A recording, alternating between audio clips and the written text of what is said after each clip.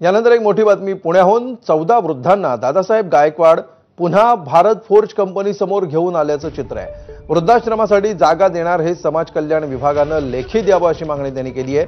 दादासाहेब गायकवाड यांनी ही मागणी केलेली आहे आणि यासाठी 14 वृद्धांना ते पुन्हा एकदा भारत फोर्ज कंपनी समोर घेऊन आलेले आहेत।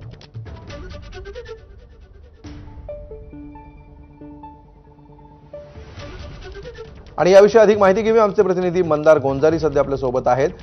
मंदार, पुन्हा एकदा दादासाहेब गायकवाड आता वृद्धांना घेऊन आल्याचं कळतंय, काय घडलंय नेमकं? या अशा अवस्थेमध्ये हे वृद्ध आहेत आणि या वृद्धांना दादासाहेब गायकवाड पुन्हा एकदा भारत फोर्ज कंपनीच्या याच मोकळ्या जागेमध्ये घेऊन आलेले आहेत। काही वेळापूर्वी, काही तासांपूर्वी समाज कल्याण विभागाचे आयुक्त दीपा मुंडे आणि त्यांचे कर्मचारी या ठिकाणी आले होते आणि असा दावा करण्यात आला होता की या सगळ्या वृद्धांना हलवण्यात येईल गायकवाड यांच्या फुरसुंगी इथल्या वृद्धाश्रमामध्ये। मात्र त्यासाठी शासनाने आपल्याला जागा देणार असल्याचं लेखी आश्वासन द्यावं असं गायकवाड यांची मागणी होती आणि ती पूर्ण करण्यात येत नाहीये म्हणून ते पुन्हा इथं घेऊन आलेत, बरोबर? हो, 100% गोष्ट खरी आहे। पण हे तुम्ही यांना अशा अवस्थेमध्ये वेटीस धरताय? नाही, वेटीस नाही काय अवस्था आहे? ही शासन याला वेटीस धरते, आम्ही वेटीस धरत नाहीये।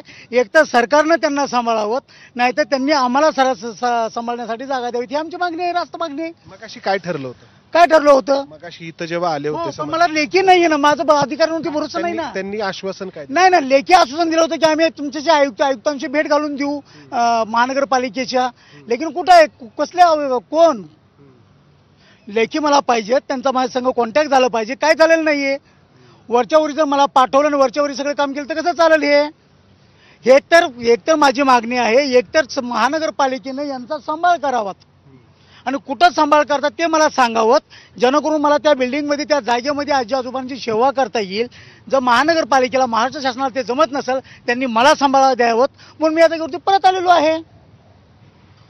तर ही अशी परिस्थिती आहे। पुन्हा एकदा या अशा अवस्थेला असलेले हे जे वृद्ध आहेत त्यांना पुन्हा या ठिकाणी आणण्यात आलंय आणि समाज कल्याण विभागाचे अधिकारी इथून गेल्यानंतर गायकवाड या वृद्धांना घेऊन त्यांच्या वृद्धाश्रमाकडे निघाले होते। पुन्हा त्यांनी त्यांची ही जी ॲम्ब्युलन्स आहे ती माघारी वळवली आणि पुन्हा ते इथं घेऊन आलेले आहेत। दुसरी गोष्ट, ते जे पुरोहित होते आजोबा, त्यांचं काय, ते कुठे आहेत?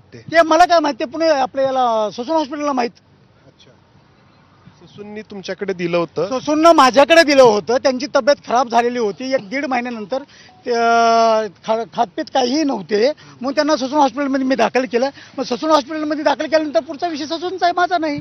आपण बघितलं या प्रकरणामध्ये आता पोलिसांची देखील एंट्री झालेली आहे, इथे पोलीस देखील आहेत, कारण हे जे पुरोहित होते आजोबा पुण्यातील कोथरूड भागात राहणारे, ते कुठे आहेत याचा शोध लागत नाहीये। ससून रुग्णालयाच्या प्रशासनाचं म्हणणं आहे की त्यांनी गायकवाड यांच्याकडे त्यांना सोपवलं होतं। गायकवाडांचं म्हणणं आहे की त्यांनी पुन्हा ससून रुग्णालयामध्ये त्यांना पोच केलं होतं, मात्र ससून रुग्णालयाने याबद्दल कानावरती हात ठेवलेत की ते पुरोहित आजोबा आमच्याकडे आले होते आणि आता ही अशी परिस्थिती आहे। पुन्हा हे वृद्ध, अतिशय कडाक्याची थंडी आहे आणि पुन्हा एकदा मोकळ्या आकाशाखाली या ठिकाणी आलेले आहेत। समाज कल्याण विभागाच्या अधिकाऱ्यांनी केलेली शिष्टाई निष्फळ ठरली आहे। निश्चित। मंदार, अगदी थोडक्यात हे सांगा की फुरसुंगीला हा आश्रम असताना या ठिकाणी नेमकं आंदोलन कुठल्या कारणासाठी सुरू आहे, त्यांची नेमकी मागणी काय आहे आणि प्रशासनाकडून त्यांना रिस्पॉन्स देण्यामध्ये नेमक्या अडचणी काय येतात? मागणी यांची एकच आहे की यांच्या वृद्धाश्रमासाठी शासनाने यांना कायमस्वरूपी जागा द्यावी। सरकारचं असं म्हणणं आहे की अशी जागा आम्ही यांना देऊ शकत नाही आणि यातून हा सगळा प्रकार सुरू आहे। निश्चित।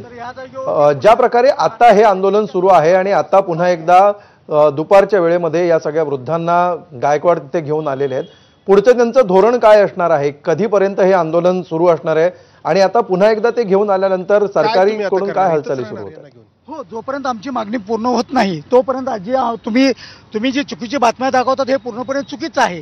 आम्ही या जागेवरती पूर्णपणे ह्या पंडालमध्ये आजी आजोबांचा रात्रीच्याला या जागेवरती आम्ही सांभाळ करतो, या जागेवरती रात्रभर आम्ही जागा राहतो आणि सकाळी जेव्हा ऊन पडतं तेव्हाच आजी आजोबांना आम्ही साईडला ठेवतो ऊन मिळावं म्हणून, आणि जेव्हा तुम्ही बातम्या दाखवता ते पूर्णपणे चुकीचं दाखवताय. नाही, ऐका ना, ही अशी अवस्था आम्ही दाखवलेली आहे हां. जी आम्ही बरोबर दाखवलेली आहे, चुकीची आम्ही दाखवलेली नाहीये बातमी. आम्ही योग्य, ही अशी अवस्था या सगळ्यांची आहे आणि इथं समाज कल्याण विभागाचे अधिकारी आल्यानंतर यांनीच या सगळ्या वृद्धांना ज्या ठिकाणी निवारा आहे, जिथं वृद्धाश्रम आहे फुरसुंगीला, तिथं हलवण्याचं मान्य केलेलं होतं.